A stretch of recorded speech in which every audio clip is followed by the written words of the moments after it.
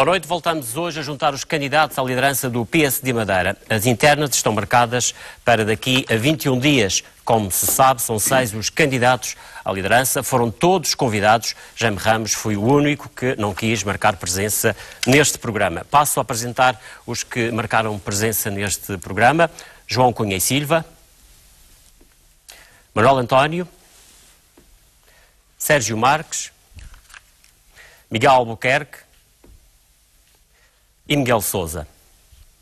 Antes do programa, fizemos, como é hábito, nestes programas que já realizamos, fizemos um sorteio para ver quem começa e quem encerra este debate. Começamos hoje por Manuel António e começamos por uma questão muito simples. Hoje terminaram precisamente o dia para a apresentação das listas.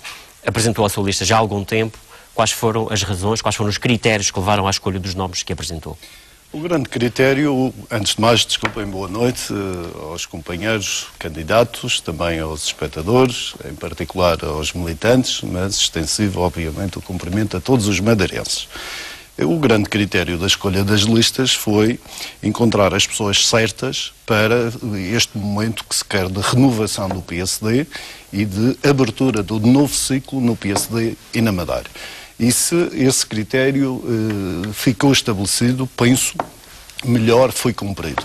Encontramos as pessoas certas, encontramos as pessoas de grande qualidade, quer política, mas acima de tudo humana e profissional, de maneira a encaixar, no bom sentido, a sociedade dentro do partido, encurtando a distância que infelizmente hoje se sente entre a política, os políticos e a sociedade. A sociedade quer dizer que trouxe gente nova, gente que não estava absoluto, habituada, digamos, a estas andanças partidárias. A maior parte das pessoas que me deram o prazer e a honra de aceitar fazer parte das minhas listas são mais conhecidas fora do partido, fora da atividade política, do que dentro do partido e da atividade política. São pessoas reconhecidas na sua atividade profissional, ligadas a associações, ligadas à sociedade, e são pessoas que a representam bem. Por outro lado, são pessoas que se representam a si próprias, não representam ninguém, a não ser os militantes como um todo.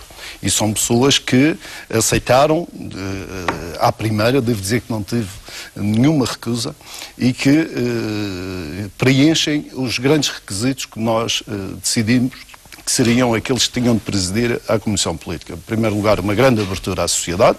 Em segundo lugar, serem pessoas de mérito reconhecido na mesma sociedade. Em terceiro lugar, representar todos os concelhos.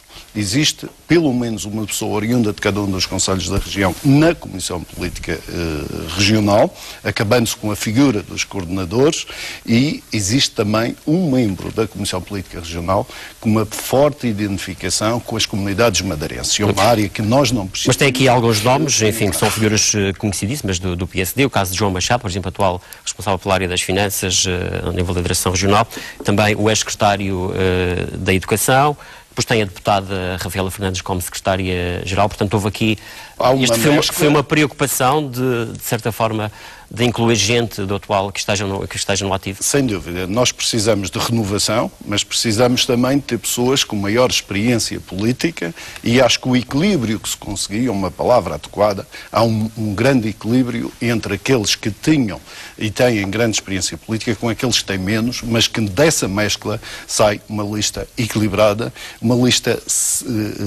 que permite uma renovação séria e a sério no PSD e na Madeira. E é uma lista que, eu tenho a certeza, vai nos permitir fazer a renovação que queremos fazer, não só no PSD, como na região, abrindo um novo ciclo. A mesma questão para Miguel Sousa, também quais foram os critérios que o levaram à escolha dos nomes que apresentou? Ora, boa noite aos presentes, boa noite aos telespectadores. Cumprimentando todos, começo por dizer que fiz uma equipa à medida do projeto. Acho que temos um grande desafio por diante e por isso cabia também fazer uma equipa que garantisse confiança, coesão e mobilização para que este projeto fosse adiante de, no fundo, fazer uma nova Madeira. Todos falam de renovação, já ouvi agora o meu companheiro falar de renovação, outros com certeza irão falar de renovação. Gostava de dizer que na minha lista não tem nenhum eleito em órgão do partido. Portanto, nenhum deles está eleito em órgão do partido. Portanto, considera que fez uma verdadeira renovação? Também no governo tem um membro, como deputado tem um membro, como autarca ou ex-autarca tem outro membro. E já agora podíamos ir comparar isto, que assim ficava tudo mais fácil.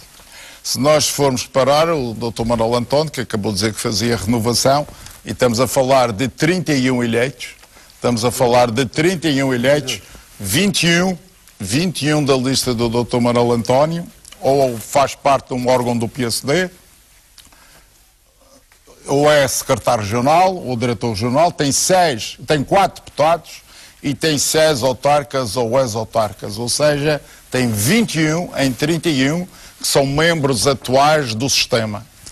O Dr. Miguel Albuquerque, já agora, também que fala muito em renovação, e acho bem que fala, o problema não é falar, é se fazer a renovação, tem 13 eleitos em órgãos do PSD, tem 6 deputados, e lembro que nas últimas eleições disse que não queria nenhum dos deputados da Assembleia Legislativa da Madeira, agora tem 6 dos atuais deputados, tem a linha da frente toda, e tem 10 autarcas ou ex-autarcas, ou seja, tem 19 do sistema. Em 31 tem 19. Dr. Miguel Sousa, deixa eu acabar. Hoje, os 3 minutos são meus. Mas são soluções, mas eu também estou aqui para fazer perguntas, não é soluções. O Dr. Cunha Silva estou a perguntar-lhe os critérios. 23 dos 31 fazem parte do sistema. Na minha lista há 3 que fazem parte do sistema. Não é só do partido. Do partido, das autarquias. Mas a questão que eu lhe coloco foi esta. Quanto à renovação, estamos entendidos. O critério da elaboração da sua lista... Não me deixam. Mas as nossas Peço por favor que não entre em diálogo, senão não avançamos. Mas gostava de colocar a questão ao Dr. Miguel Sousa, se é esta, quer dizer... Parece que o critério da elaboração da sua lista foi olhar para as listas dos seus adversários e... Não, foi depois, ontem estive a ver isso. Aliás, tive colegas que tiveram-me a acompanhar a ver isso, que era comparar, porque falar de renovação é fácil. Agora, ir buscar todos aqueles que estão no sistema e falar de renovação... Acho que isso mas olhando para a sua lista, merece uma atenção. Eu fiz o trabalho de casa, porque isto no problema na política é fazer o trabalho de casa. Não é só pensar no slogan e depois quando se vai ver não é exatamente... Muito, para uma resposta muito breve. O facto de não ter aqui figuras de proa, enfim, como já referi... Tem som de proa. Foi porque teve dificuldades? Eu não sei o que é a sua proa. Gílio, vamos entrar por aí. Olha, digo figuras de proa, falou aqui em nomes dos adjetivos. São pessoas conhecidas, são pessoas respeitadas, são pessoas que toda a gente reconhece e conhece. Agora, não são do sistema, não estão envolvidas no sistema. Bem, e isto é que é a verdadeira renovação. Muito obrigado, Dr. João Cunha Silva. Vamos também, enfim, aos critérios que nortearam as suas escolhas. Bom, foi fácil, é a competência e a representatividade. Nós estamos num partido e temos que contar com as pessoas do partido. Eu fiz uma distribuição conselhia. Sem dúvida. E a distribuição conselhia foi fundamental para dar uma volta no que acontecia antes. Temos um representante por cada conselho. Vamos fazer propostas de alteração aos estatutos para constituir comissões políticas conselhias e tentar alterar a lei eleitoral para termos deputados eleitos pelos ciclos eleitorais, porque esta coisa de falar em aproximar os eleitos dos eleitores e depois não fazer nada para que isso aconteça, comigo vai acontecer, porque eu vou tentar alterar a lei eleitoral para fazer voltar os círculos eleitorais conselhos. Eu podia ter feito uma comissão política como esta, mais umas 5, 6, 7, porque tenho gente dentro do partido capaz e competente para fazer parte de listas à Comissão Política Regional. Ou seja, teve que recusar, digamos assim, ou teve que não ter recusei, não recusei. Tive que ter um critério mais seletivo, digamos assim. Tive que ter um critério, esse critério foi o que gerou a lista que foi apresentada. Creio que é uma lista conhecida de todos os militantes. Eu creio que, ao fim e ao cabo, as listas expressam o PSD de cada uma. Nós somos todos do mesmo partido, mas cada um tem o seu eleitorado. Eu não comento as listas dos outros, mas espero que os militantes o façam, escolhendo os mais capazes e os que melhor os representem. Houve o cuidado, no seu caso, de apresentar aqui, falámos em figuras de prova, vou voltar a usar esta expressão, sem que, enfim, ter aqui qualquer intenção com a expressão, mas tem aqui nomes sebejamente conhecidos da política regional, Paulo Fontes, por exemplo. Do partido. Exatamente, sim. Do partido, da política e do partido, o atual secretário da Educação, ex-presidente... Representa... Há um representante de cada freguesia. O secretário da Educação representa o Conselho de São Vicente por indicação de São Vicente. Portanto, houve uma preocupação que eu creio que depois alguns colegas também o tiveram, seguiram-na, que é fazer representar os diversos conselhos na lista da Comissão Política, que creio que apesar de ainda nenhum estar eleito, já estamos a caminhar no bom sentido, que é este da representatividade conselhia. Portanto, essa questão estes representantes conselheiros são uma espécie de coordenadores? Não são coordenadores, substituem os coordenadores. São pessoas indicadas pelo próprio Conselho e não ao contrário, indicadas pela Comissão Política para o Conselho. É ao contrário, são na minha lista, por exemplo, foram os conselhos, os meus apoiantes nos conselhos, que me indicaram as pessoas que vão representar o respectivo Conselho da Comissão Política. E houve a preocupação de escolher aqui pessoas, enfim, de diferentes áreas de atividade profissional, com diferentes sensibilidades. Geograficamente dos vários conselhos, das várias freguesias e o meu núcleo, digamos, mais chegado, que por uma forma ou outra me pode ajudar no futuro na direção do partido e da região. Houve também a preocupação de meter aqui alguns autarcas. Sim, claro. Todas as... Ou ex-autarcas. Todas as pessoas que no partido continuam a desempenhar funções relevantes e têm representatividade e competência. Eu creio que esta candidatura, a candidatura que eu venho a liderar, fez um esforço grande para provar que, ao contrário do que parecia, a sociedade civil não estava afastada do PSD, a sociedade do PSD que provavelmente estaria de porta fechada para a sociedade civil, porque foram tantas as pessoas que se disponibilizaram a colaborar com esta candidatura nos grupos sectoriais que criei, que eu acredito que vão, no futuro, querer colaborar, seja qual for o líder do partido, com o Partido Social Democrata. A mesma questão para o Dr. Miguel Albuquerque, também as razões da escolha dos nomes para a sua lista. Aos espectadores e aos colegas aqui presentes. Esta lista para a Comissão Política é da minha inteira responsabilidade. Eu elaborei a lista em função daquilo que entendo ser uma equipa de trabalho para liderar o partido. E, nesse sentido, esta é uma lista que representa aquilo que eu entendo serem pessoas idóneas, confiáveis, heterogéneas na sua atividade profissional, também a nível de idade e, sobretudo, levando em conta a representatividade de todos os conselhos. É evidente também que, mais uma vez, está demonstrado nestas eleições que estas eleições têm sido muito importantes para a mobilização do partido e, sobretudo, para a participação dos militantes. E é óbvio que é fundamental, neste momento, o partido integrar os seus quadros, que são inúmeros, num novo ciclo político. Esta lista que eu apresento à Comissão Política não significa excluir nenhum militante, nem nenhum quadro do partido. É uma lista dirigente para trabalhar em equipa e, sobretudo, para conduzir o partido nos próximos anos. Teve dificuldade pela quantidade de pessoas que eventualmente não tive dificuldade integrar? Os meus critérios estavam muito claros. Fiz um misto de experiência com juventude, porque penso que é muito importante, nesta entrada no novo ciclo político, temos pessoas também com experiência política. Acho que isso é decisivo. No espaço de 2 anos, esta é a segunda lista que apresenta para uma comissão política. Há grandes alterações das anteriores eleições às quais concorreu o Dr. Alberto Jardim? Existem alguns membros que foram integrados agora nesta nova lista, relativamente à anterior, mas o núcleo duro da candidatura é o mesmo.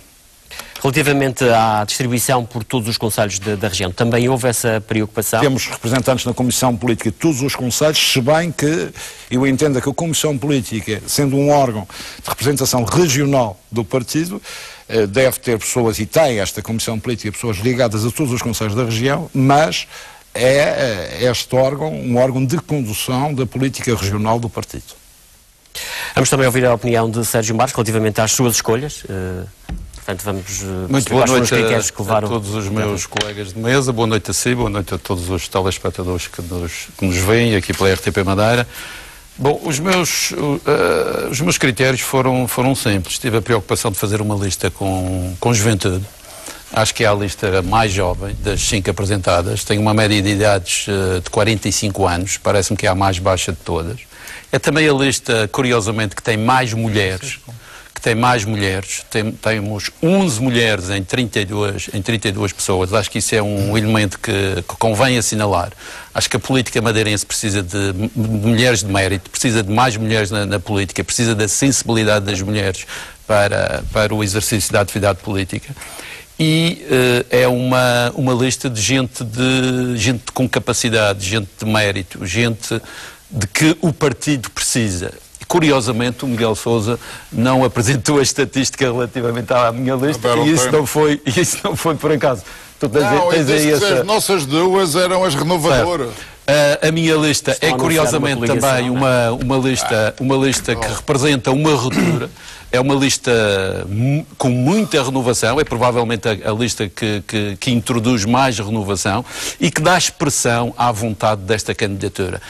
A minha vontade é uma vontade que passa por devolver o partido aos militantes, por abrir o partido, por iniciar um tempo novo para o PSD. Nós estamos à beira do 40º aniversário, estamos a cumprir os 40 anos de PSD, vamos iniciar um ciclo novo e esta lista é para dar corpo a essa necessidade, a termos de facto um novo dinamismo, uma nova mística, uma nova dinâmica no PSD. E é com estas pessoas que eu apresento aqui que nós podemos ter essa renovação, essa força, esse elan para levarmos o partido para a frente, para novas batalhas e novos desígnios, para uma segunda revolução tranquila com objetivos completamente diferentes. E houve também a preocupação de se distribuir, enfim, ter gente de todos os concelhos da região?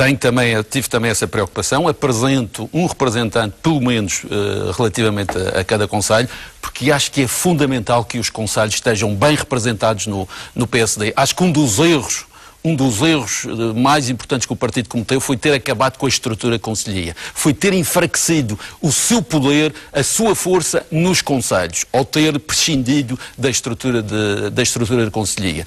E isso foi um erro que nós hoje estamos a pagar. E eu não quero mais cometer esse erro, quero repará-lo e quero dar representatividade aos concelhos, a todos os concelhos da nossa região, incluindo a reposição das comissões políticas de concelhia. Vamos avançar então para os temas de economia, são esses os temas centrais do programa de hoje. Vamos falar do turismo, começo pelo Dr. Miguel Sousa, relativamente a esta questão. É um dos setores mais importantes da região, um setor que nesta altura até vive um bom momento. Como é que olha neste momento para o turismo e quais são as suas grandes ideias para este setor?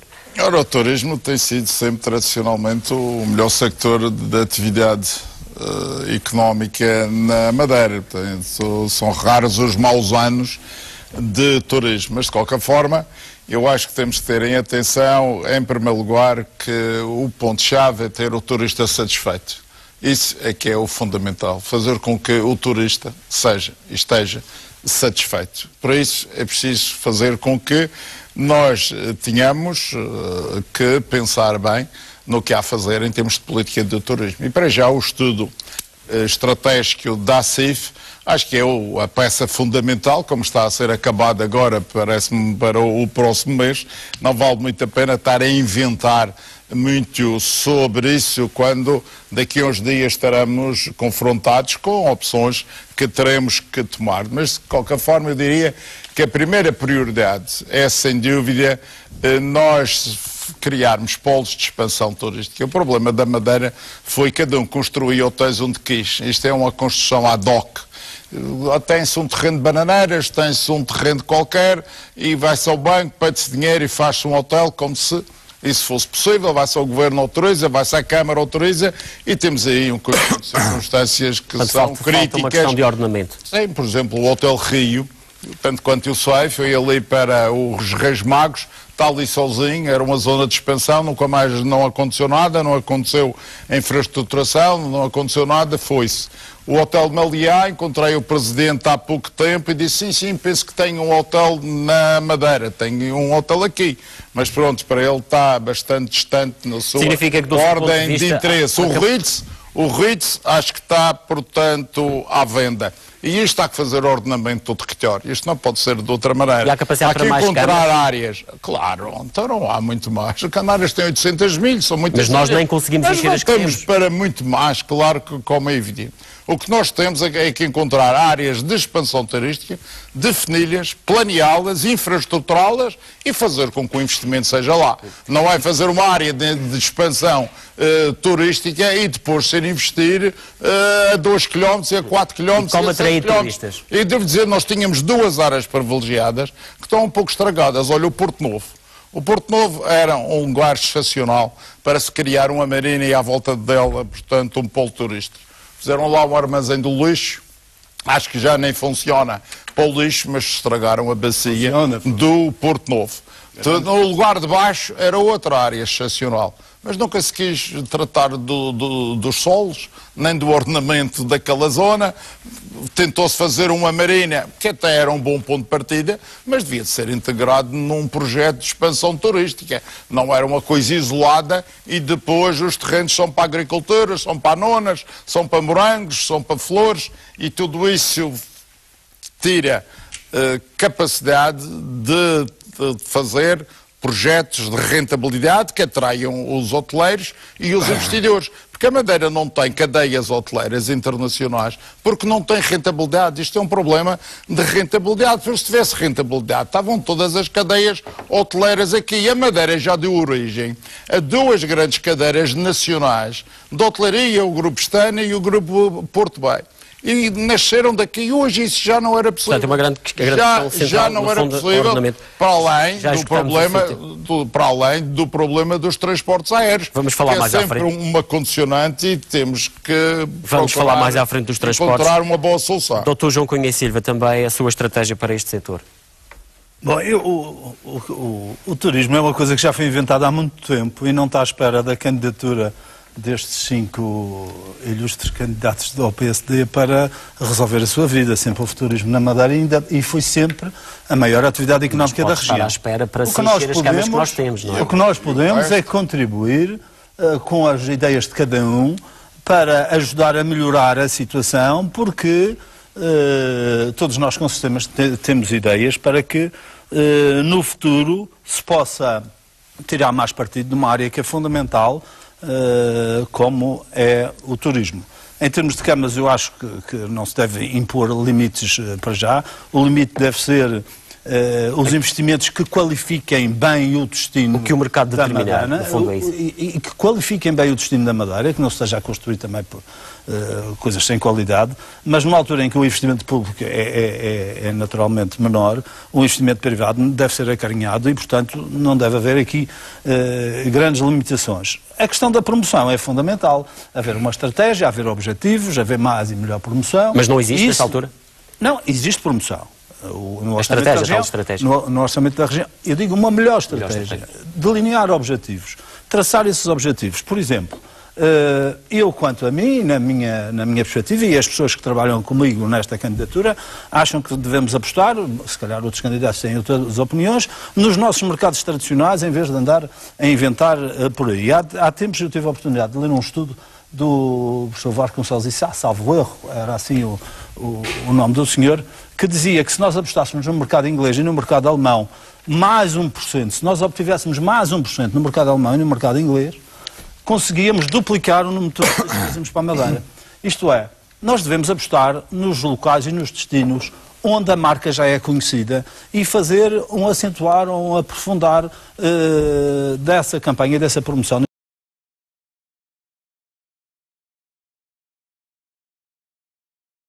Desses locais. Nós somos um destino europeu, isso ninguém tenha dúvidas.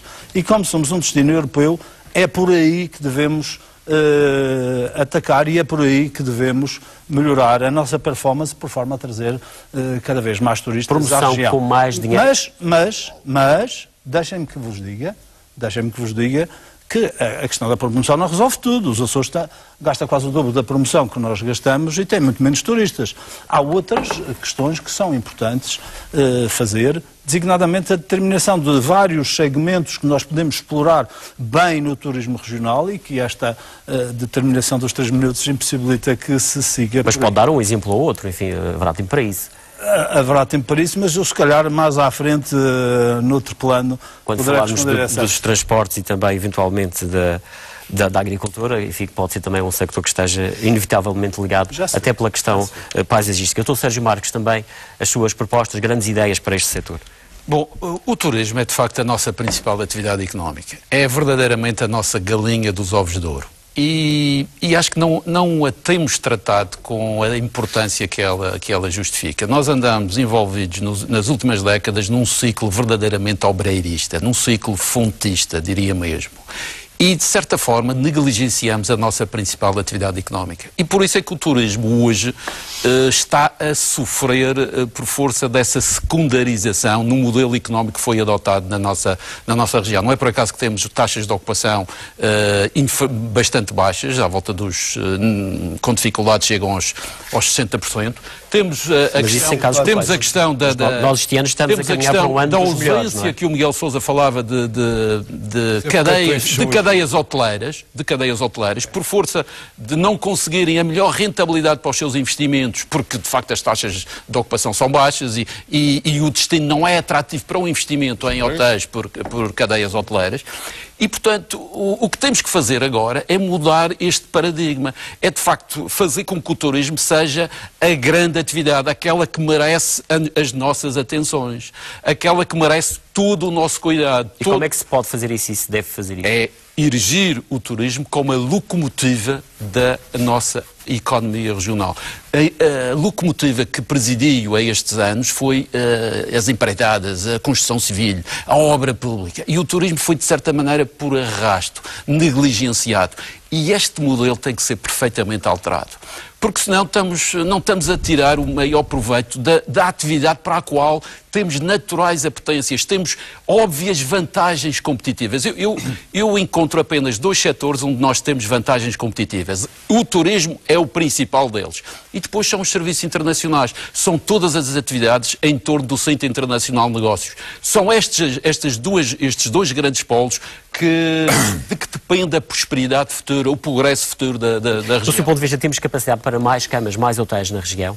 Podemos pensar nisso? Eu não sei se essa é a questão mais importante. Eu acho que antes de pensarmos em mais camas, temos que tratar de ocupar as camas que temos. Pois, isso é o grande problema. Esta é a questão. Não faz sentido pensarmos em mais camas sem tratar de ocupar as camas que temos, a não ser que, de facto, apostemos em investimento muito seletivo, capaz de ocupar essas camas.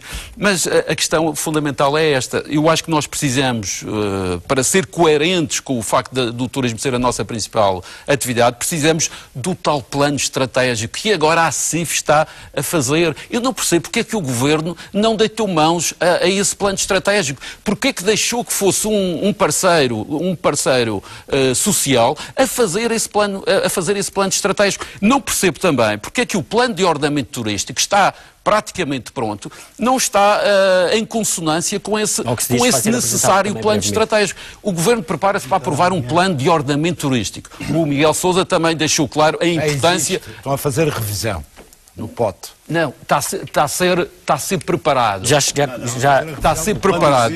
Doutor Sérgio Marques, pronto, mas o que eu digo é que esse plano de ordenamento turístico, na sua revisão, faria todo o sentido que esse plano fosse feito em conjugação com o plano estratégico. O Governo está a fazer a CIF está a fazer o outro. Não entendo, de facto, esta forma de lidar com este importantíssimo setor. Vamos ouvir também a opinião de Miguel Albuquerque relativamente à questão do turismo. Eu acho estranho que você diga que, não sei, eu penso que disse que o turismo tinha tido um belíssimo ano. Eu não percebo como é que é possível. Eu não estou a dizer que tem um belíssimo ano, eu estou a dizer que os números apontam para isso. Os números apontam... Em termos de ocupação hoteleira. O RevPAR, ou seja, o preço de quarto da Madeira é uma vergonha. Foi 34,9 por quarto, portanto nem dá para mudar os lençóis. E mesmo assim, os proveitos do turismo foi 471 Mesmo assim, nesse indicador é o segundo melhor do país. Porque há um problema aqui na Madeira, é que o turismo não é central, nem politicamente, nem em termos de repercussão política e, sobretudo, de relevância política que deve ter aqui na Madeira. Repare, veja o que se passa a nível da promoção. Os Açores vão gastar no próximo ano 15 milhões de euros, 15,2 milhões de euros em promoção. Sabe quanto é que nós executamos o ano passado em termos de promoção na Madeira? Executamos 3 milhões de euros, nós temos 6 milhões de dormidas, isso equivale a dizer por quarto é 0,5 euro por quarto. E se perguntar a qualquer hoteleiro, ele vai explicar de facto como é que está a hotelaria na Madeira. E é fundamental neste momento, existir um plano estratégico e existir sobretudo um pensamento estratégico para o turismo. Porquê? Porque o turismo, neste momento, se quiser recolher dados sobre o turismo, não sabe o que é que se passa. Nem o observatório do turismo está neste momento. Está convencido que se duplicarmos ou triplicarmos os dinheiros para a promoção, vamos ter esse retorno também em termos de ocupação hoteleira? Reforçar a promoção nos mercados tradicionais. Eu não venho falar dos novos mercados, por exemplo, o mercado russo desceu ano passado 34%. Portanto, temos que ir aos nossos mercados tradicionais, o nórdico, o inglês e o alemão e reforçar a nossa promoção. Porque os turistas que vinham aqui à Madeira, muitos deles já morreram. Portanto, nós temos que continuar a ir aos mercados, ir às feiras, ir junto ao consumidor final e tornar a Madeira conhecida, porque, caso contrário, nós estamos neste momento a concorrer com destinos altamente competitivos, a preços altamente competitivos, e a Madeira vai ficar para trás. E, neste momento, a capacidade instalada de camas na Madeira é muito maior do que a procura. E veja o que se está a passar no inverno. Você vai agora nestes dias, e veja o que é que se passa, por exemplo, na hotelaria no norte da Madeira. Está tudo às moscas. Claro, porquê? Porque não se leva este sector a sério. E mas quando fala no norte, significa que está a querer dizer que devemos arranjar a forma de integrar toda a falar da Madeira, do seu ponto de vista, por exemplo, as grandes cadeias, mesmo assim, ainda se conseguem aguentar. Agora, a hotelaria média precisa, de facto, de haver uma concertação em termos de estratégia de promoção da Madeira. O que não é conhecido, não existe hoje. E quando estou a falar, não ir só às férias. Hoje temos redes digitais, temos um conjunto de elementos fundamentais para a promoção da ilha. Agora, não vamos brincar com esta questão, isto é uma questão fundamental. E quando se olha para aqui e vê o número do RevPAR, ou seja, o preço de quarto do ano passado, e veja os Açores que vai gastar no próximo ano 15 euros de promoção por noite, e estamos a falar de 8 mil camas e 900 mil dormidas, você aqui tem 6 milhões de dormidas, e vai gastar 3 milhões de euros, foi o que gastou 3 milhões na Associação de Promoção, mas depois também tem a promoção da Associação de Promoção. Não, é 1.500 por cada um. Exatamente, 1,5 por cada um. Portanto, eu tenho aqui os dados. Portanto, isto é uma brincadeira. Portanto, neste momento, o que se está a fazer? Até é estranho, como o Sérgio muito bem disse, tenha que ser a ACIF, e eu na altura também como participei no plano estratégico, porque o Governo pura e simplesmente nem quis saber de plano estratégico nenhum, como o turismo não tivesse importância nenhuma para a Madeira. E o turismo tem que ser central na nossa vida política e tem que ter efeitos transversais a toda a atividade aqui na região. Manuel António, também a mesma questão, enfim, quais são as suas grandes ideias para já agora, para acabar, o grande ano que a Madeira teve, de ver só uma coisa, foi a circunstância da TUI ter fechado o Egito. Já também era bom a gente explicar. Manuel António. Bom, parece que os meus colegas preferem equacionar o problema ou falar do problema. Eu prefiro apontar soluções. Isto é um problema fundamental. Já o disse publicamente que o turismo é para mim a prioridade das prioridades. E concretizo. Em primeiro lugar, na própria orgânica do Governo. Deve ter uma força mais forte, sobrepor-se mesmo aos outros sectores, para que politicamente seja consagrado como o sector principal. Mas aí derivarão todas as consequências necessárias para podermos acarinhar, estimular e criar condições para o crescimento. Mas diz mais força que como? Deixar de ser uma secretaria e passar a ser, por exemplo, uma dependência direta? O titular da pasta com o turismo deve ser o vice-presidente ou, eventualmente, até depender diretamente do seu presidente para mandar e estimular e consagrar a força política. Em segundo lugar, os valores ligados à promoção têm de duplicar de 9 para 18 milhões de euros. E incluir aqui também o apoio e o estímulo aos transportes aéreos, de maneira a consagrar a coisa. Está consagrado, em termos de orçamento, mais de 9 milhões de euros. Mas se não existe, isso ainda reforça a minha posição e reforça a minha proposta, porque existindo esse, passará para 18 milhões de euros. Senhores, eu peço desculpa, temos de seguir. Passará para 18 milhões de euros, insisto, 18 milhões de euros em 4 anos, subindo 25% por ano. Já o disse, se precisar de retirar parte dos apoios, nomeadamente ao desporto, e, de certeza, ao jackpot, por exemplo, para afetar a promoção turística, falo-ei sem medos. É preciso consagrar esta atividade como, de facto, a atividade principal da região, com medidas e ações concretas. Mas valorizar o produto turístico. Esta é a grande questão. Para quê? Para aumentar a procura. E discordo de quem diz que é preciso mais camas e mais hotéis. O que nós precisamos é mais clientes, mais taxas de ocupação e um rendimento médio por quarto mais alto. E isso só se faz aumentando a procura, aumentando os clientes. Valorização do produto, serra, mar, o ambiente em geral, a natureza, as nossas tradições, as nossas culturas, vinho Madeira, cuja promoção deve estar associada à atividade turística para criar ainda mais sinergias e termos condições de multiplicarmos e sermos ainda mais eficientes na promoção. Aproveito para dar 2 notas em relação às listas, porque fui o primeiro a falar e foram dadas aqui algumas referências. Primeiro, Todos os membros das listas foram as primeiras escolhas. Não tive de pedir a ninguém, por amor de Deus, para que aceitasse ser membro das minhas listas. Segundo lugar, a representação conselhia já tinha sido anunciada por mim há mais de um ano. Sempre foi um postulado da elaboração destas listas. Terceiro lugar, a representação conselhia ou as comissões políticas conselhias junto às comissões políticas de freguesia também de há muito tinha anunciado que ia fazer. Vamos avançar para outro tema que naturalmente também tem a ver com a questão do turismo, os transportes. Dr. João Cunha Silva, começo por si. Acho eu começo com os transportes. Bem, muito bem. Alguém tinha que começar, não é? Neste muito caso, bem. Comece por aqui, pelo lado esquerdo. Tem sido um tema muito batido. O transporte tem muito que se lhe diga, porque é fundamental por sermos uma ilha, isto é uma verdade lá para Alice. Mas há vários temas, subtemas nos transportes. Há os transportes aéreos, os transportes marítimos, uma eventual linha marítima tão badalada nos últimos tempos, temos os transportes terrestres, temos o transporte para o Porto Santo, de avião e de barco. E depois temos os transportes de mercadorias. E, portanto, 3 minutos é muito pouco para discutir estas coisas todas, porque... Daí que faça um grande apelo à sua capacidade de síntese, para em 3 minutos... Neste momento, o transporte aéreo, eu vou tentar resumir, neste momento o transporte aéreo funciona com subsídio de mobilidade de 10 milhões de euros pagos pelo Governo da República e que contribui com 60 euros por cada bilhete de avião para os madeirenses. Manifestamente insuficiente. Foi sonegada a possibilidade de termos uma liberalização com condições, como parece que partindo dos Açores, apesar de ainda não estar aprovada. Caso venha a ser aprovada, é inconstitucional e vamos ter que renegociar para ter condições iguais aos dos Açores, se forem boas condições. Mas considera que esse modelo pode ser melhor do que aquilo que vigora atualmente para a Madeira? Pode ser melhor em termos do subsídio que é entregue, do subsídio de mobilidade que é entregue aos residentes. Isso, se o plafond porque há quem diga que neste momento o modelo que funciona para aqui apenas tem casos pontuais que é preciso resolver, nomeadamente estudantes. Se você me interrompe com essas particularidades, eu nem sequer consigo tocar nos outros assuntos. E preciso tocar nos outros assuntos, então, que são importantes.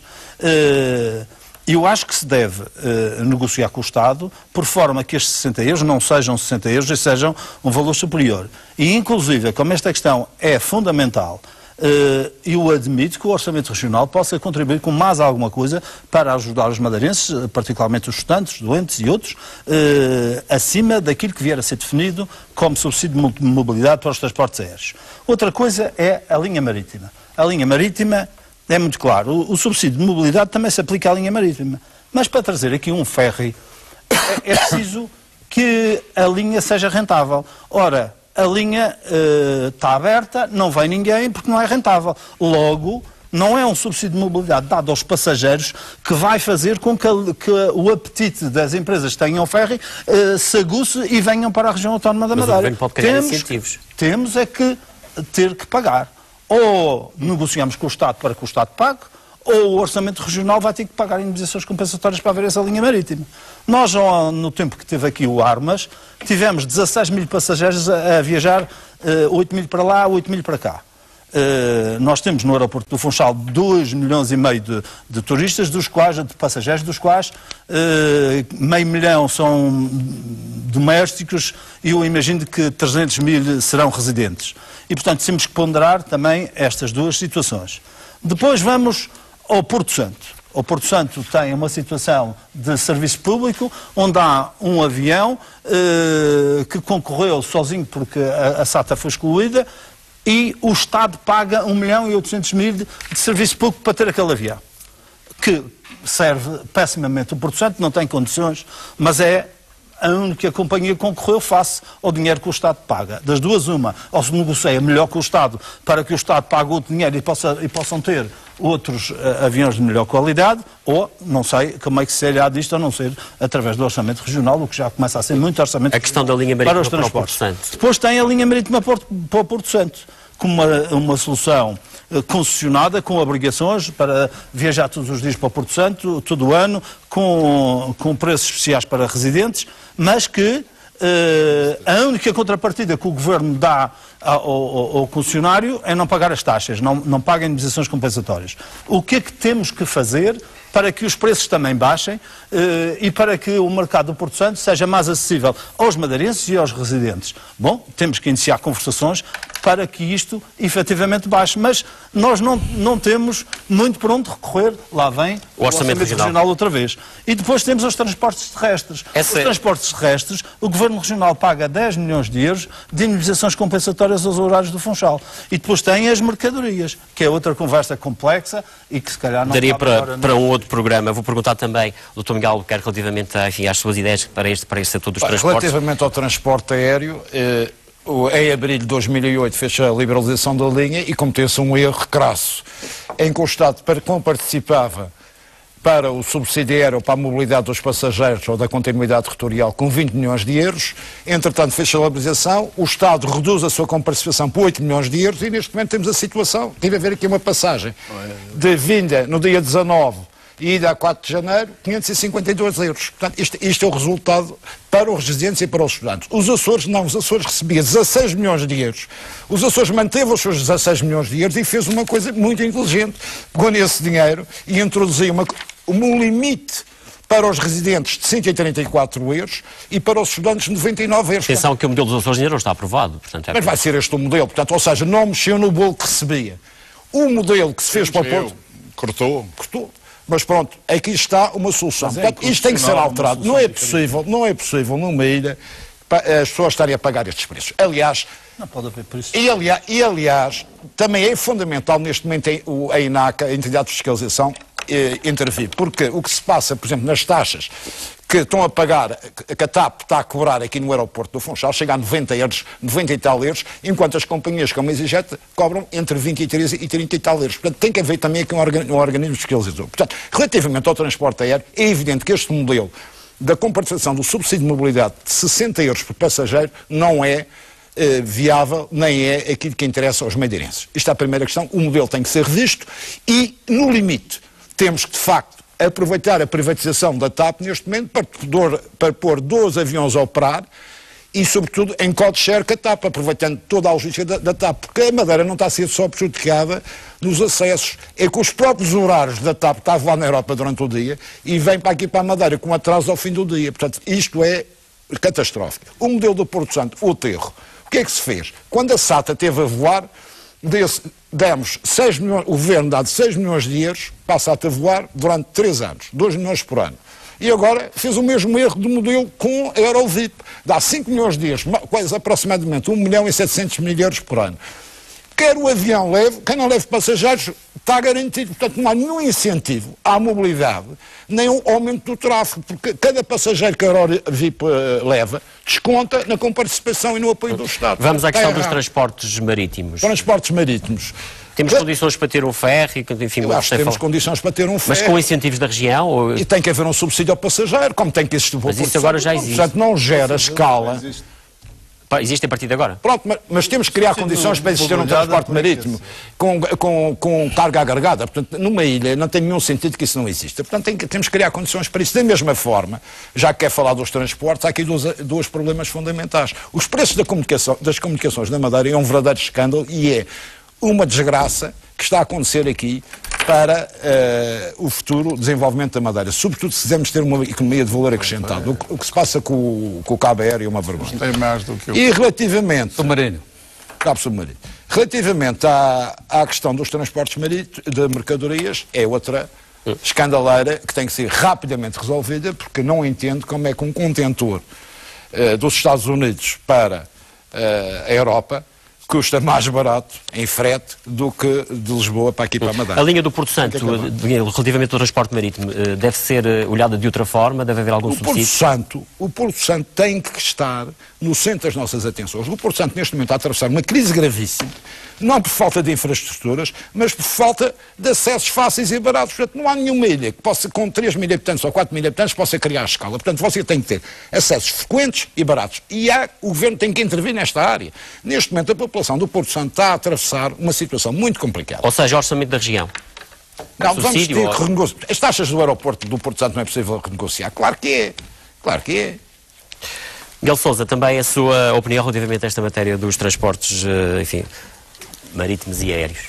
Ora, os transportes na Madeira e no Porto Santo precisam de uma revolução. Olha, eu já fiz uma revolução, fui o primeiro a fazê-la, primeiro nos transportes terrestres, com o horário e com a formação de horários do Funchal. Hoje vão tentar privatizá-la, se eu for a tempo, não vai ser privatizada, vai se manter pública. Até porque isto é tentar passar para o privado a responsabilidade de fazer um bom serviço sem dinheiro, o que é impossível. Há que investir no transporte público, porque o horário do Funchal é um instrumento de mobilidade urbana fantástico e que tem que intervir permanentemente na melhoria da qualidade de vida da cidade. Os transportes aéreos. Os transportes aéreos estão votados ao desprezo. Eu acho que houve um abandono. Eu lembro-me quando eu tinha os transportes, e o Dr. António Trindade, ainda agora numa conferência do Partido Socialista, referi que nesse tempo reuníamos a administração da TAP, o Governo Geral e os hoteleiros 4 vezes por ano. De 3 em 3 meses reuníamos, uma vez na TAP, uma vez na Madeira. Você já viu o Presidente da TAP na Madeira alguma vez? Você já ouviu falar que a Secretária-Geral dos Transportes foi falar com o Presidente da TAP alguma vez? Como é que isto é possível? Aliás, tanto que não falam, que aqui há dias quiseram protestar e até protestaram contra a TAP quando não era nada com a TAP. E isto é só porque não conhecem as pessoas, não falam com as empresas, não querem saber. Isto está perfeitamente ao abandono. O que se passa com os estudantes neste Natal devia de exigir uma intervenção do Governo Regional. O Governo Regional devia de intervir para acompanhar a situação dos estudantes que querem vir passar o Natal. E que um professor muda um dia de exame e ele tem logo que pagar mais 200 euros ou 300 euros para mudar tarifa e para mudar de dia. Isto é um escândalo e é por isso que este Governo Regional abandonou as pessoas e, neste caso, abandonou os estudantes. Ora, a liberalização acabou por ser um fiasco. Só que o Presidente da TAP, o próprio Presidente da TAP avisou na altura para este fiasco que ia acontecer. E aconteceu. Os Açores, eu fui aos Açores, que eu cá vou lá, que é para perceber. Falei com o Secretário-Geral dos Transportes e Turismo e não há, o preço máximo é para o residente, porque o Estado paga o resto da tarifa. Se um bilhete custar 250 euros, ele vai pagar 134 o residente e o Estado paga a diferença. Sabe que eles gastaram o ano passado com os 60 euros 5 milhões de euros?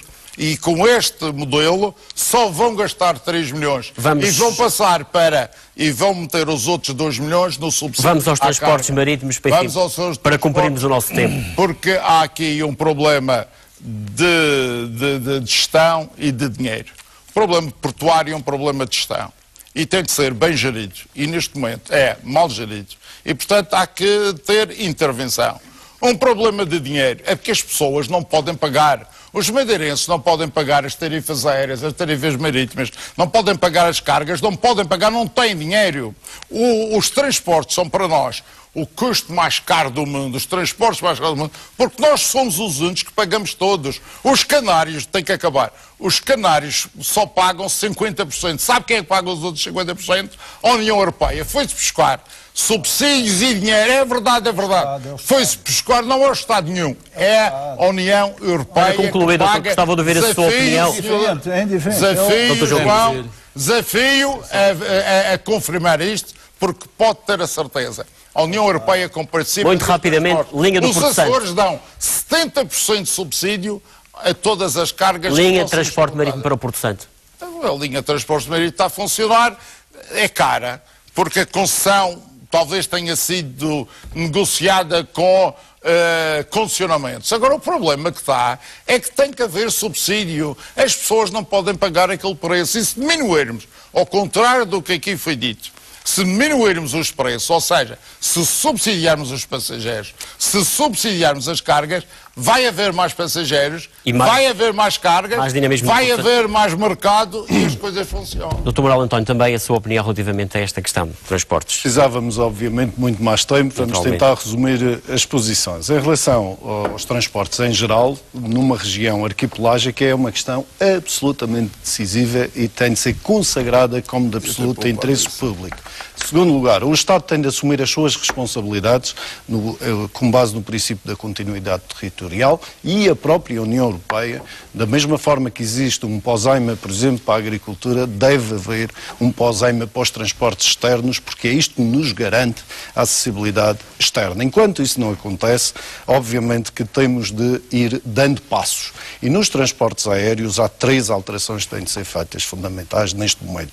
Uma tarifa máxima para residentes, um aumento do subsídio, de preferência através de uma percentagem ao bilhete, e em terceiro lugar, para o Porto Santo, o bilhete corrido, que é uma necessidade vital. São estes os 3 aspectos, e o Estado tem a obrigação de dividir com os madeirenses o lucro que teve através da redução de comparticipação, que antes era de 20,7 milhões por ano, e a partir de 2008 passou a 8 milhões. O Estado está a ganhar 12 milhões por ano e tem de repartir este lucro, mas estamos a falar numa liberalização, com os madeirenses. E essa liberalização, mas agora vem a proposta dos Açores. Eu vejo com a expectativa e desejo ardentemente que seja aprovada a proposta que está em cima da mesa para os Açores, porque no dia a seguir nós também temos de negociar numa solução idêntica. E a verdade é que já antes foram propostos, pelo menos, aspectos equivalentes àqueles que foram chumbados. Foram propostos e foram chumbados. Eu desejo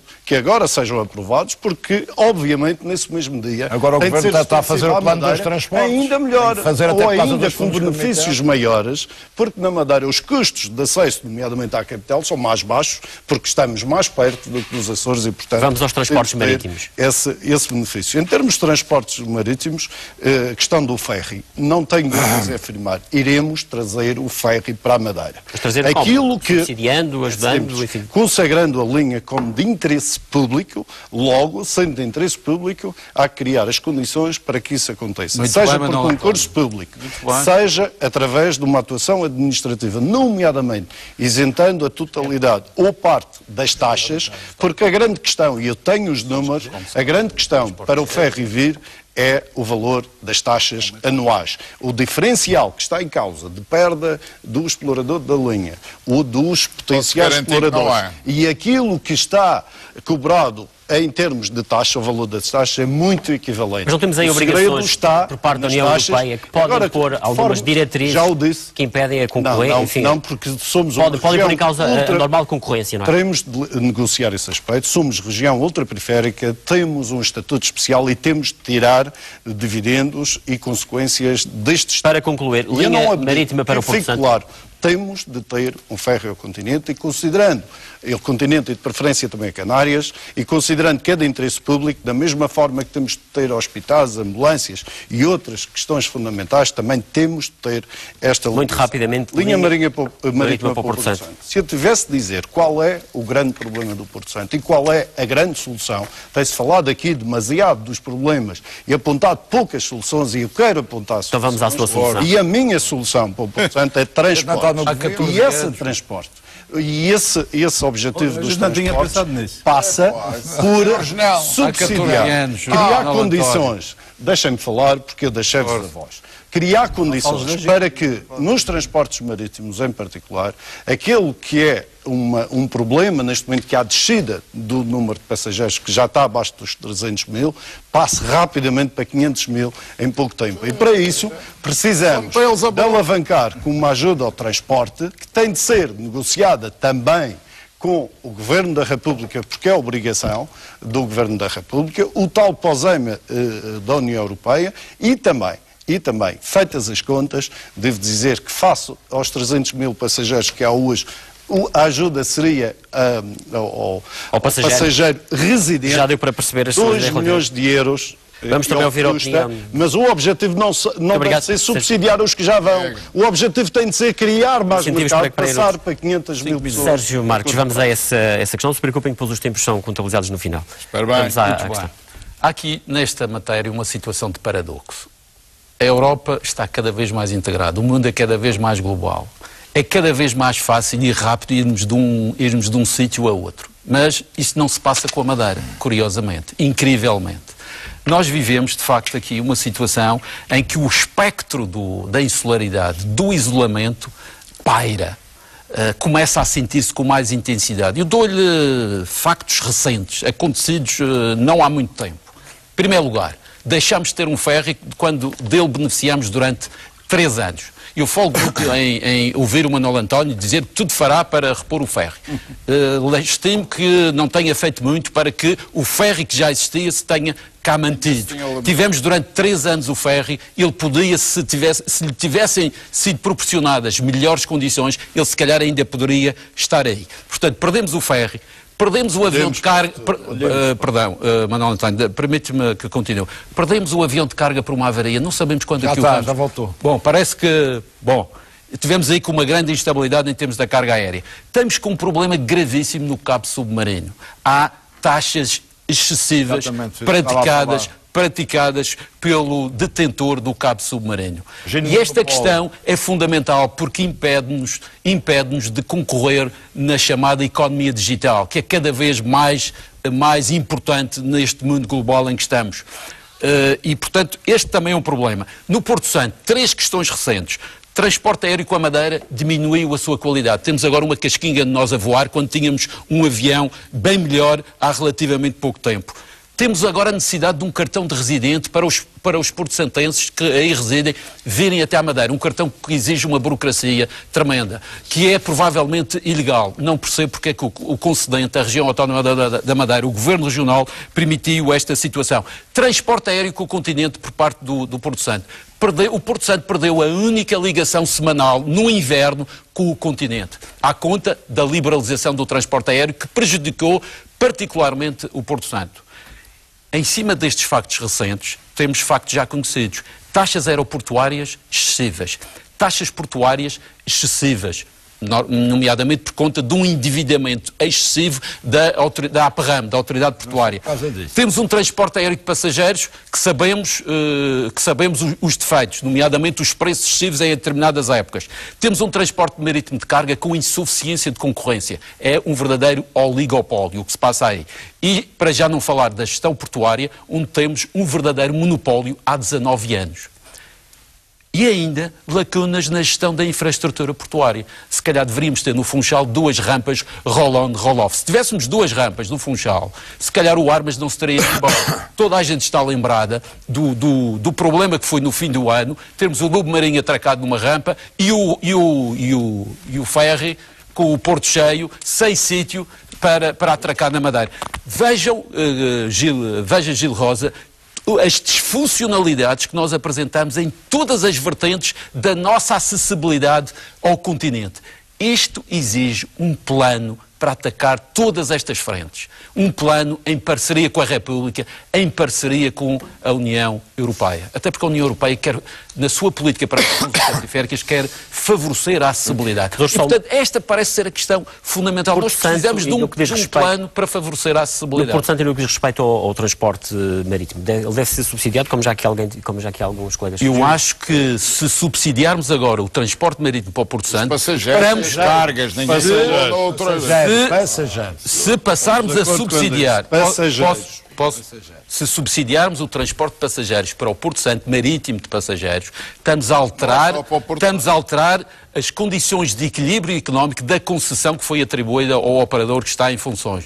Portanto, essa é uma questão muito sensível que a mim me repugna introduzir subsídios sem que haja uma revisão das condições da concessão. E, portanto, isto é fundamental. Vamos avançar no programa e falar agora da agricultura, Dr. Miguel Albuquerque, que é um setor que representa cerca de 2% do nosso PIB, da região, enfim, é que, digamos que... Bem, o que eu tenho lido nos jornais é que o sector está fantástico, está o melhor sector de sempre, está tudo no mar de rosas, e eu vou andando aí nos campos, vou falando com os agricultores e vejo problemas na água de rega, problema no escoamento dos produtos, falta de apoios técnicos nas culturas, no apoio à fertilização, nos tratamentos fitossanitários. Os centros de experimentação foram quase todos desativados. Portanto, neste momento, o que eu também constato é que os números são também de decréscimo da atividade e da rentabilidade dos agricultores. Portanto, o que eu proponho Não, cá nada. Basta ver os números, aliás, os números são da estatística, não são meus. Por aliás, outro lado, hoje é fundamental neste momento nós temos uma estratégia para a agricultura, e quando inclui a agricultura, inclui a agropecuária, porque a agropecuária está em vias de extinção na Madeira. Eu não percebo porque é que nós não podemos ter aqui produzir leite, não podemos produzir um bom queijo, portanto, tudo isto desapareceu. Depois, também não temos, neste momento, uma estratégia para a agricultura, porque a agricultura devia ter uma produção, porque temos produtos ótimos, saborosos, para o mercado local, e uma estratégia exportadora. E essa estratégia exportadora devia estar organizada, parte por via aérea. Temos o avião cargueiro, pode levar 5 toneladas e meia, já uma empresa neste momento que está a exportar 1 tonelada por dia. Só mais. Só conheço uma. Pois, mas... É seu amigo. Bem, vou pedir que, peço por favor, que é meu amigo, mas trabalha. Ainda bem que existe um meu amigo, mas não, você trabalhar. Era bom que meus amigos. Você conhece todos, mas o problema é que não consegue resolver os assuntos. Isso não é verdade. Não é. Dá nada. Basta vamos deixar o Dr. Miguel Albuquerque. O problema da água de rega é um problema que já devia estar resolvido, mas entretanto, como a Secretaria funciona por impulsos e não por estratégia, começou-se a fazer as obras agora, a lançar os concursos quando já deviam estar realizados, e portanto a situação neste momento é uma situação perfeitamente de derrapagem e sobretudo de regressão.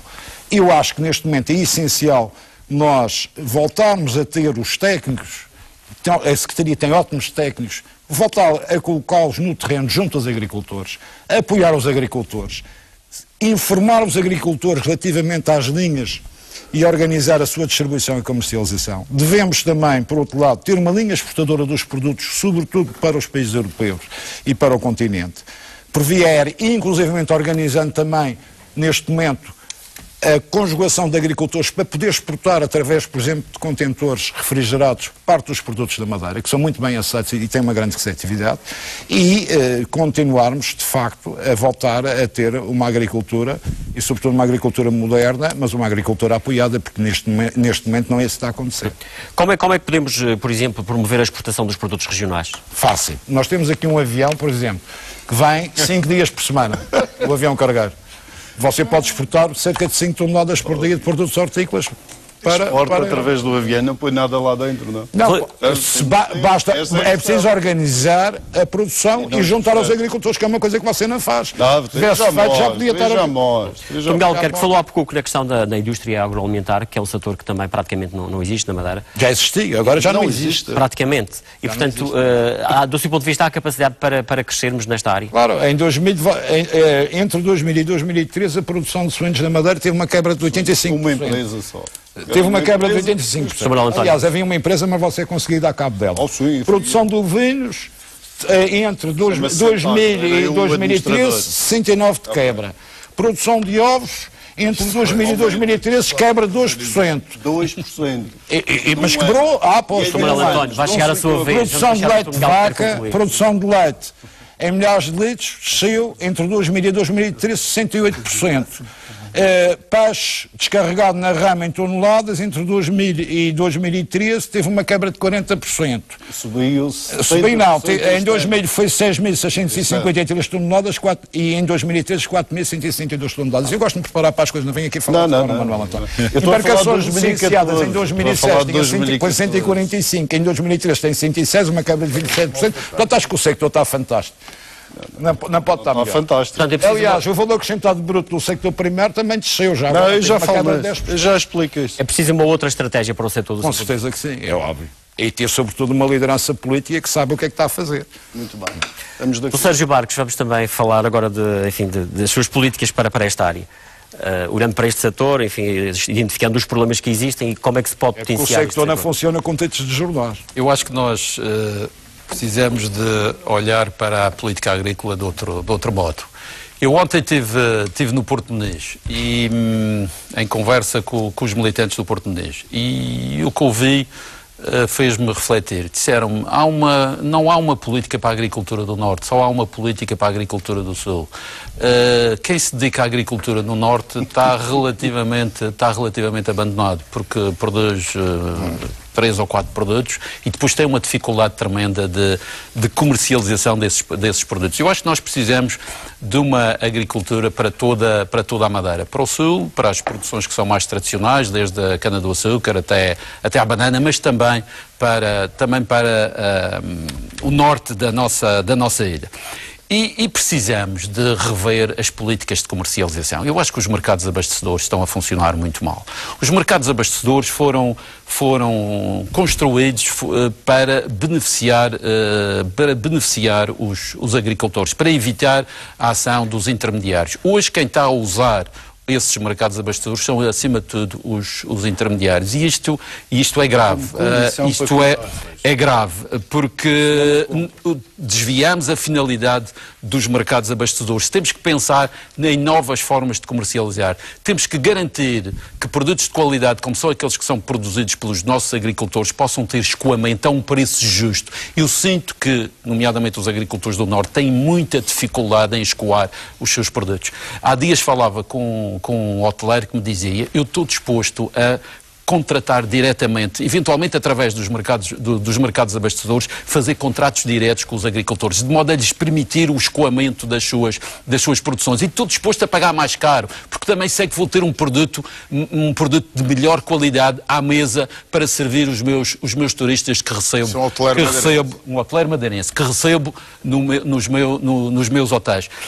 O mesmo se pode falar das duas cadeias de distribuição. Infelizmente agora são só 2, já foram 3. Por que não fazer contratos entre as cadeias de distribuição intermediadas pelos mercados abastecedores com os agricultores? Mas não se vê isso. Assim, você não vê? Não se vê, não. Com os hotéis, todos convidados a fazer. Com os hotéis também já existe. Isso também já está operacionalizado. E portanto, estas questões são muito importantes. Nós vamos ter agora que fixar mais pessoas na terra. Esta é uma questão que salta pelos olhos dentro, porque a construção civil já não consegue fixar... e aí podemos investir mais na indústria agroalimentar. A agricultura vai ter um papel importante como almofada de amortecimento em termos de emprego. E o destino Madeira beneficiaria com uma agricultura mais saudável, com uma agricultura que pudesse empregar mais pessoas. Mas para isso é preciso fazer escoar os nossos produtos. E por isso é que há pouco, também quando referia à situação do hoteleiro, ele dizia-me: eu tenho interesse em pagar mais caro porque eu assim aposto num destino mais seguro. E um destino mais seguro é de facto o principal atrativo de um destino turístico. E portanto o turismo também pode ter aqui um impacto muito positivo no que deve ser uma agricultura diferente no futuro da nossa região. Vamos a Manuel António, que nesta altura tem a pasta também no Governo, para além daquilo que tem sido as suas políticas até agora, o que é que defende daqui para a frente, enfim, caso venha a ser Presidente do Governo? Obviamente que é difícil, os meus 3 minutos não darão, tentarei responder genericamente. Eu devo dizer que eu vi aqui coisas muito boas, sugestões boas, por exemplo, o apoio aos agricultores, triplicou ou quase duplicou os valores que fomos buscar à União Europeia, que em 2000 eram 9 milhões de euros. O ano passado pagamos 22 milhões de euros na sequência de negociações. Os técnicos na rua, temos 30 técnicos em permanência junto dos agricultores. Os mercados de origem, os mercados de origem estão de facto abertos a todos os agricultores, e a questão dos intermediários é uma questão controvertida, que metade defende que sim, outros que não, porque se os intermediários não forem aos mercados, não, são subsídios aos agricultores, e a taxa de ajuda dos agricultores na Madeira, deixa-me dizer, é 3.800 euros por hectare. Em Portugal são 205 euros, 3.800 contra 205 euros. E na Europa são 245, fruto da negociação que fizemos. E agora, só quem não sai de casa e não vê que há uma mancha agrícola mais forte, que as principais produções estão a subir, a banana sobe, o vinho sobe, a cana sobe, o nome que eu tenho aqui, em 2000, o vinho não sobe, a banana, olha, em 2000, Manuel António. 15%. Estão todos convidados Em a banana, a banana visitar e tinha a ver 21.927 toneladas. Peço, por Agora tem favor, que 16 deixem o Dr. Mas Manuel quero António dizer, falar. e vejam Banana as não se estatísticas do Instituto de Estatística que mostra que há subida Isto é do constante Instituto de todos os Estatística. anos. Mostra que a banana desceu desceu 27. É uma das partes, porque alteraram os critérios em 2005 e consideraram que os fatores de produção subiram 125%. Entretanto, já nos comunicaram que aceitam que o critério não está certo e a partir de 2014 vão mudar esse critério. O valor está aqui do crescimento. O valor está aqui. 21.000 toneladas, 21.925 toneladas. Em 2003, 16.000 toneladas de banana. Saiam de Saiu ou não casa, desceu? vão ver as explorações. Não, eu quero saber dos números. Deixem-me falar. Em 2000, Manuel António está aqui, 21.925 toneladas. Eu gostava de poder falar. Vamos deixar o Dr. Manuel António falar, até porque está na vez dele. Portanto, Eu quero saber os números. Agora vamos falar de números, Dr. Miguel Albuquerque. Fala de água de rega. Muito bem, é um assunto que deve ser tratado com responsabilidade. Não sou eu que falo, os agricultores é que dizem que não têm. Não com Sou eu. Quem diz aos agricultores, Nos não é últimos demagogia. 10 anos investimos 42,5 milhões de euros em canais e no armazenamento de água de rega. Foram recuperados 300 quilómetros dos principais canais de rega. Estão aqui, são os estatísticos. E por falar em água de rega, Dr. Miguel Albuquerque, não basta falar, porque a água de rega está associada a todo o sector da água. E se tivesse recebido dos seus credores, nomeadamente câmaras municipais, e a sua, de que era presidente, que quando abandonou deixou uma dívida só à água de 8 milhões de euros, se essa dívida tivesse sido paga, muito mais era possível fazer pelos agricultores. Isso é tudo conversa de Mais, 2/3 do preço e do custo da água de rega é subsidiado pela região. É cobrado apenas e só tem que concluir, Dr. Miguel. E, portanto, Manuel António. Sr. Doutor, eu estou disponível. Convido-vos a todos para visitar aquilo que me agora propõem. Nós temos é que citar os agricultores já que têm água. Fica então esse convite. Manuel António, vamos ter que concluir a sua intervenção, que já ultrapassou o seu tempo. Nos últimos tempos Miguel Sousa. Manuel António, tem que concluir, Manuel António. Ainda bem que eu fiz, que é para ver o estado miserável. Miguel Sousa, vamos então às suas propostas para este setor. Que o relógio, que eu não sei se estes tempos estão bem contados. Por acaso, nesta altura, o seu tempo até não é superior aos outros, portanto... Olha, alguém chamou à nossa agricultura o Telex Free da Madeira. Não sei se estava a contar com o tempo bom do Telex Free, se foi com o do tempo mau. Eu vou usar este meu tempo lendo títulos de jornal, sempre do mesmo jornal para não ser copiado, duplicado, e os títulos são estes. Madeira satisfeita com apoio de 7,9 milhões de euros para a banana. Agricultores vão receber por ano prémio de 1.000 euros cada um. A agricultura vai receber 13,3 milhões, 21 milhões para a agricultura, 90 milhões vindos da União Europeia, 350 mil euros a fundo perdido por 35 agricultores, 8 milhões de euros para produtores, 4 milhões de euros a fundo perdido para o sector agrícola, 21,3 milhões de euros para o ano dos agricultores da Madeira. Projetos na agricultura receberam 79 milhões. 22 milhões de euros no total disponíveis com apoios da União Europeia. Manuel António Correia, satisfeito com um envelope de 180 milhões de euros. O senhor consegue perceber que isto é milhões a mais, totalizando, são 425 milhões de euros. Agora, não sei se já sabe... Cuidado, que já esses sai são 425 a mesma realidade. 425 entre 2006 e 2013. Agora devo dizer o seguinte, se não sei se sabe hoje, o Instituto Nacional de Estatística produziu as suas estatísticas. E então, de 2009 para 2013, o número de explorações agrícolas diminuiu 11,3%. E a média das explorações? Abandono. As áreas hortícolas teve quebra de 19,9%. Mudaram-se para banana. 16,9%. Mudaram-se para a área da vinha caiu 15,2%. Jaqueia americano transformado em castas europeias. A população agrícola diminuiu 15%. E ainda bem. Então, ainda bem. Quer dizer, o senhor ainda há pouco acabou de dizer que é contra qualquer novo hotel. Não mais hotéis. Não. O senhor fica satisfeito com a redução. Não intervém. Fica satisfeito com a redução da população agrícola. Onde é que vai haver emprego? Porque estamos deixa-me acabar. Onde é que vai haver emprego? O senhor não quer mais hotéis, quer reduzir a população agrícola. Onde é que vai haver hotéis? A agricultura empresarial. Vai dar a palavra agora ao João Cunha e Silva. António, já teve o seu tempo. João Cunha e Silva, vamos então às suas ideias para o setor da agricultura. A dizer que acho que o Dr. Manuel António é um bom secretário regional da Agricultura, faz os possíveis neste tempo de grandes dificuldades para um sector que merece toda a nossa carinho e atenção. Eu acho que a agricultura é um sector importante, apesar de criar riqueza só de 2% do PIB. E esse setor é importante porque envolve muita gente, tem importância para a economia local, para o ambiente, para a empregabilidade, tem importância social e tem importância para impedir, muitas vezes, a desertificação do mundo rural, e é importante para a paisagem, que é importante para o turismo. Agora, deixem-me dar a minha opinião em relação ao futuro, não em relação ao trabalho do passado, mas eu, como candidato no futuro, o que eu acho que deve fazer. Eu acho que esta discrepância entre o PIB criado, a criação de riqueza na agricultura de 2%, por exemplo, a criação de riqueza no turismo de 30%, os orçamentos da região são quase iguais, isto é, o orçamento para a agricultura é quase igual ao orçamento para o turismo. E o turismo produz quase 30% de riqueza e a agricultura produz 2% de riqueza.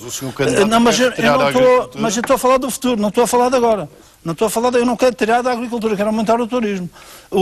Tirando a agricultura? Não é nada disso. Eu vou dizer outra coisa, por exemplo, a Secretaria Regional do Ambiente é extremamente pesada, tem 1.900 funcionários, tem um orçamento de funcionamento muito superior ao orçamento de investimento, e se não fosse os apoios comunitários na ordem dos 89 milhões, nós teríamos muita dificuldade no apoio aos agricultores e aos pescadores, e portanto temos que pensar ou repensar isto no futuro. Quais são os problemas dos agricultores sempre e sistematicamente falados e que merecem soluções, algumas das quais estão a ser tratadas e outras serão tratadas no futuro? A modernização, a desburocratização dos mecanismos de apoio, o apoio técnico, que, por exemplo, podia ser oferecido pelos mercados abastecedores que estão na ilha toda espalhados, quase ao abandono, e que podiam ser escolas não digo, mas onde os agricultores podiam ter apoio e podiam aprender e podiam... Isto é, os mercados abastecedores podiam ser aproveitados para outras coisas. O escoamento, que é sempre um problema dos agricultores, o escoamento do produto interno e do produto externo. Eu vou ao supermercado e tenho, normalmente, e sabe pedir ao supermercado, encontro, por exemplo, cebola madeirense a 1,49 ao quilo, encontro cebola espanhola a 0,64 cêntimos. E, portanto, nós temos que pensar na qualidade, nós temos que pensar na qualidade do nosso produto, temos que pensar da economia. Nós temos que pensar na dimensão dos terrenos, no arrendamento e no emparcelamento. Isto é a minha opinião sobre a agricultura. Mas então, programa que eu vou... Mas tem economia há 14 anos. Eu não estou aqui para responder a si, estou aqui para responder ao jornalista que aqui está. Você também falava em planeamento e foi o vice-presidente do planeamento com o Sérgio em diretor regional do planeamento e os vossos planeamentos, a gente sabe. Para concluir, eu só para falar do desenvolvimento rural, que é uma coisa importantíssima. Eu acho que o desenvolvimento rural, a mistura do turismo, da natureza, da agricultura e da economia, para impedir a desertificação do mundo rural, designadamente no norte da ilha, aumentar a oferta de emprego, pode trazer desenvolvimento local através da exploração como um segmento turístico importante das levadas, dos miradouros, dos jardins, das casas do governo que estão abandonadas. Tudo isto pode ser feito no futuro. De certa forma, isso enquadra-se na última questão, enfim, no último tema para este debate, que tem a ver precisamente com o modelo que cada candidato defende para o desenvolvimento da região. Começo pelo Sérgio Marques. Qual é a sua ideia relativamente àquilo que nos deve nortear em relação ao futuro? Mas antes disso, de referir que de facto fui diretor regional do planeamento entre 90 e 91, durante um ano. Nessa altura não se pode falar de nada? Pode-se, claro, João. Não está minimamente em questão. Agora, este diretor regional do planeamento que está aqui entre 90 e 91, no Congresso do Partido em 95, propôs uma reformulação completa das prioridades do Governo. Propôs que nos dedicássemos a uma outra revolução tranquila, com base em prioridades, em políticas, em protagonistas diferentes. Isto em 95. Infelizmente, isto caiu em saco roto e mantivemos o rumo. E, infelizmente, o rumo que seguimos, de certa maneira, hoje explica o facto de estarmos nesta situação difícil, porque o rumo, durante muito tempo, foi o rumo acertado, mas nos últimos anos esse rumo deixou de servir. Foi como se... Um rumo assente no investimento público, como sabemos. Um rumo assente no investimento público, nas grandes obras, no crescimento da administração pública e na criação de emprego. Esse deu frutos durante um determinado tempo, deixou de dar e hoje estamos em pleno inclinado, enfrentamos os problemas que temos à conta disso. Agora, não há que inventar, há que seguir o que já está nos documentos estratégicos. Temos uma estratégia europeia 2020 que tem lá tudo, Gil Rosa. Os próprios documentos que neste momento são a base de condução do próprio Governo Regional, o Plano de Desenvolvimento Económico e Social que foi recentemente aprovado na Assembleia. Tem prioridades que eu não tenho absolutamente nada a dizer. O problema é que há uma discrepância brutal entre o que se diz e o que se faz, entre o que está escrito nos programas, nos planos e depois a atividade concreta do Governo. E esta discrepância é terrível. Porque, de facto, o que encontramos nos programas é uma coisa e o que se faz é outra. Sigamos o que está escrito na Estratégia 2020. O que é que está aí proposto? Uma estratégia apostada em crescimento, no chamado crescimento inteligente, no crescimento assente na inovação e na tecnologia, no crescimento assente no conhecimento. Uma estratégia assente na coesão social, um crescimento que seja inclusivo e um crescimento que seja também sustentável. Como é que isto se deve traduzir depois, em termos dos nossos objetivos, das nossas prioridades? Isto está nos documentos estratégicos do Governo. Em turismo, deve ser a locomotiva, como eu referia no início do programa. O turismo é a nossa atividade principal, é a nossa galinha dos ovos de ouro. É aí que nós temos que dedicar atenção. É esta política de que todas as outras têm que se subordinar. Porque esta é a grande atividade. No Centro Internacional de Negócios, obviamente, tem um potencial de crescimento enorme. Infelizmente, o Governo da República deu-lhe machadadas que estamos agora estamos a recuperar. Nas atividades tradicionais, na economia azul, na economia verde, na economia social, na coesão social, saúde e bem-estar. Enfim, há aqui uma... É preciso levarmos à prática todas estas... Manuel António, também as suas grandes ideias, enfim ideias volto um pouco para este nível de desenvolvimento. Para, na sequência das palavras do Sr. candidato João Cunha e Silva, dizer-lhe que registro que pretende aumentar os valores feitos ao turismo, João Cunha e Silva, desculpe, que pretende aumentar as verbas afetas ao turismo, reduzindo na agricultura. A minha proposta é aumentar o turismo, reduzindo, por exemplo, o jackpot e reduzindo os apoios ao desporto. Em segundo lugar, dizer que os dinheiros que vêm de Bruxelas para a agricultura criar mais riqueza. Só podem ser utilizados na agricultura e resultam da negociação feita a propósito da agricultura. Ainda bem que não afetar esse dinheiro à agricultura não significa dar autorização. Peço-lhe que não esgote o seu tempo respondendo aos seus colegas, mas olhando para a sua ideia relativamente ao modelo de desenvolvimento. Em relação ao modelo económico, a grande questão neste momento que se põe à Madeira é a capacidade que temos de ter para ir buscar recursos, nomeadamente financeiros, fora da região, para aduzir a nossa economia, por mais brilhantes que sejamos, a gerir a nossa casa. Se não vierem recursos de fora, teremos sempre dificuldade. Quando fora o orçamento do Estado, União Europeia. Em função disso, uma alteração que já apresentei das relações financeiras com o Estado, objetivando as mesmas, de maneira a recebermos tanto como cada português, menos as nossas receitas próprias. Um aproveitamento integral dos fundos comunitários, como penso que estamos a fazer. Centro Internacional de Negócios absolutamente prioritário e decisivo, envolvendo todos os madeirenses, sem distinção partidária, sem distinção de interesses diretos, e o próprio Estado, que tem de perceber que é uma questão fundamental.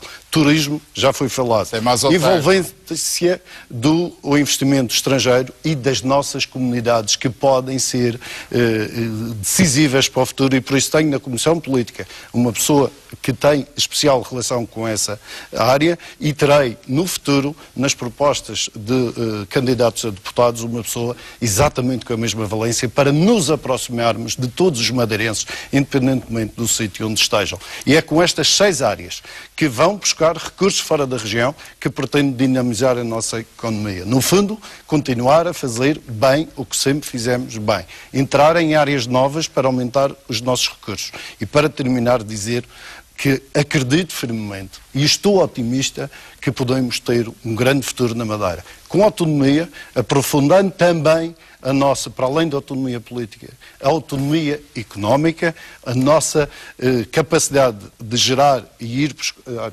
recursos, aumentar o emprego, reduzir a imigração e atender especialmente dentro dos desempregados aos mais novos, aqueles que têm curso ou sem curso e que estão desempregados e que sofrem no dia a dia as dificuldades próprias dessa situação. João Cunha e Silva também, enfim, no seu tempo que tem para falar do modelo económico que defende para a região. Bom, permita-me que lhe diga que o Sérgio falou no investimento como se o investimento fosse uma coisa do outro mundo. Nós, neste modelo económico que vamos ter pela frente, vamos ter que contar com investimento na mesma. No investimento privado, algum investimento público, mas o investimento per si é... Com que dinheiro?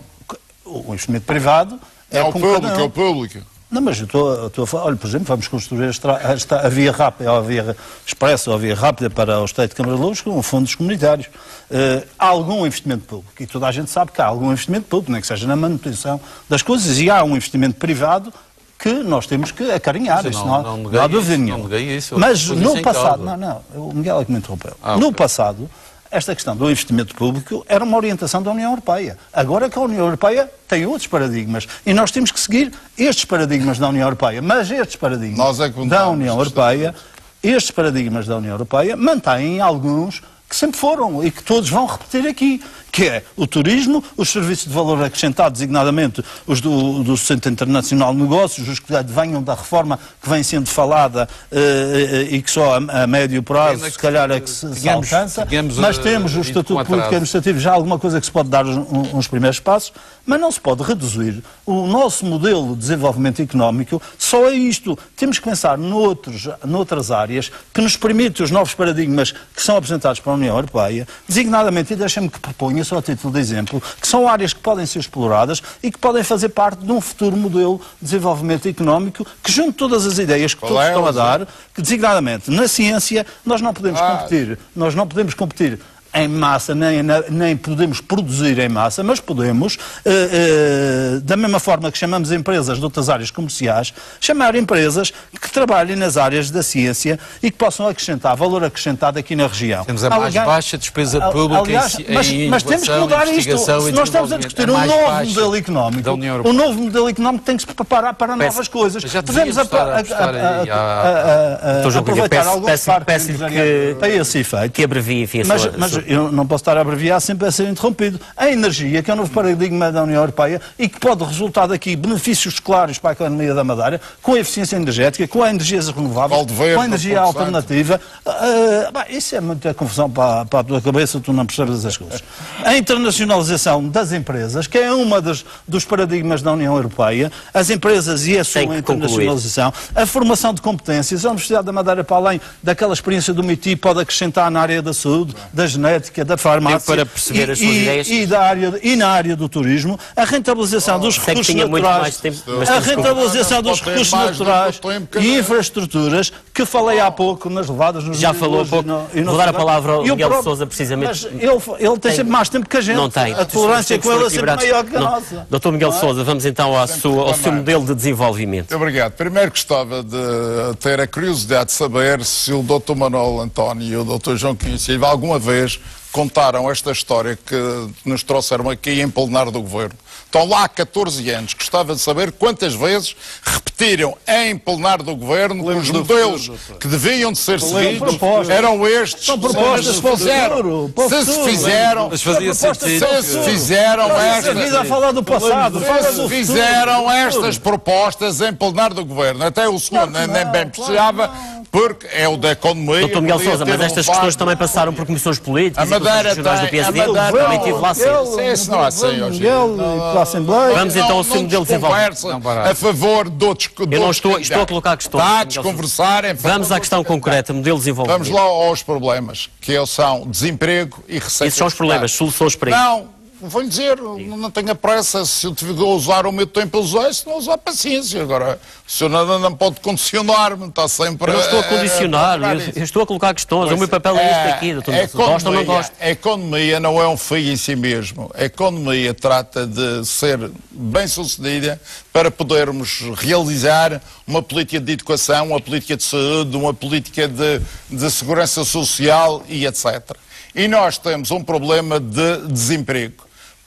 Obviamente, eu vou desfazer aqui um mito. Sabe que o ano passado os impostos arrecadados em IRC, portanto pagos pelas empresas, foram 105 milhões de euros, dos quais 5 milhões de euros foram pagos pelas cadeias hoteleiras e pelos restaurantes e similares. Ou seja, o turismo contribui para o orçamento com 5 milhões de euros e o resto da economia, contribui com 100 milhões de euros. Do IRS. Isto para dizer, não senhor, só o IRC. Estou a falar só o IRC. Obviamente que há mais impostos, mas estamos a falar em termos de rentabilidade da economia, é 100 milhões para as outras atividades económicas, 5 milhões para o turismo. Eu apresentei anteontem uma lei na Assembleia Legislativa da Madeira que propõe um modelo de um novo regime fiscal próprio para a Madeira, por lei e não por revisão constitucional. Devo dizer que lá proponho que nos parques industriais da Madeira haja uma ajuda fiscal. Até agora o Governo Regional nunca tinha proposto isso. Não. Tem que concluir. Tem que concluir. Proponho isso, e isso parece-me que é o instrumento mais importante que foi apresentado para poder alterar o rumo que as coisas têm atualmente na Madeira. Muito obrigado. Miguel Albuquerque, também, para fecharmos este debate. Eu quero colocar uma questão, antes de mais, que é uma questão fundamental para o futuro da Madeira. Se queremos criar uma economia, como consta da Agenda 2020, que eu acho, de facto, é essa economia que nós temos que ter, uma economia de valor acrescentado, de serviços, com pessoas qualificadas, que é o número catastrófico neste momento que temos aqui na Madeira relativo ao abandono escolar. Nós temos 27%. Volto a frisar, é bom... 27% de abandono escolar. 29%. Não é. E abandono escolar precoce. Abandono escolar, 27%. A média nacional é 19%. E a maioria dos países que concorrem connosco numa economia global, República Checa ou Irlanda, a República Checa é 5,8%, a Irlanda é 9%. Portanto, não é possível. E é bom nós termos esta noção. Ou invertemos esta situação muito rapidamente, nós temos bons professores, temos excelentes técnicos na área da educação, temos excelentes infraestruturas escolares, temos que auditar rapidamente o que é que se passa, porque não podemos ter uma região com um futuro, sobretudo com uma economia de futuro, com cerca de 1/3 dos alunos a abandonar a escola. Portanto, é bom termos a noção do que é que estamos aqui a falar. Isto é uma prioridade. É uma prioridade a recuperação dos alunos no processo educativo. Isto é fundamental, em primeiro lugar. Em segundo lugar, acho que devemos, no futuro, olhar para as áreas, que são aquelas áreas estruturantes da economia. Durante muitos anos, nós tivemos uma economia virada para a construção e, sobretudo, para a exuberância nos últimos anos de obras públicas, que não é estrutural. Foram obras conjunturais.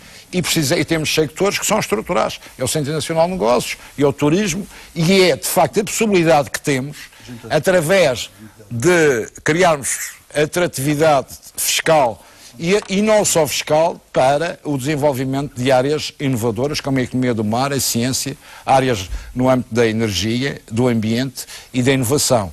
É evidente que nós temos aqui uma posição que devemos levar em linha de conta o nosso posicionamento estratégico, que é bom na Bacia do Atlântico, e a Madeira hoje tem essa possibilidade de olhar o futuro e com horizonte de esperança.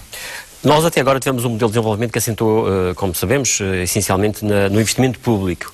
Isso a partir de agora, enfim, não poderá ser assim. De que forma é que olha para isto? Eu não acho que é necessário. O investimento público vai ter que continuar a existir. Nos porque mesmos termos em que você tem aqui a questão tem questões de manutenção das infraestruturas, portanto, tem sempre áreas onde o investimento público vai ser necessário, da mesma forma que vai ter áreas onde a reabilitação será decisiva. A reabilitação urbana será decisiva no futuro e a manutenção das infraestruturas dará sempre para termos que manter uma área de investimento público. E como olhar para este quadro comunitário de apoio que reserva para a Madeira cerca de 800 milhões de euros até 2020?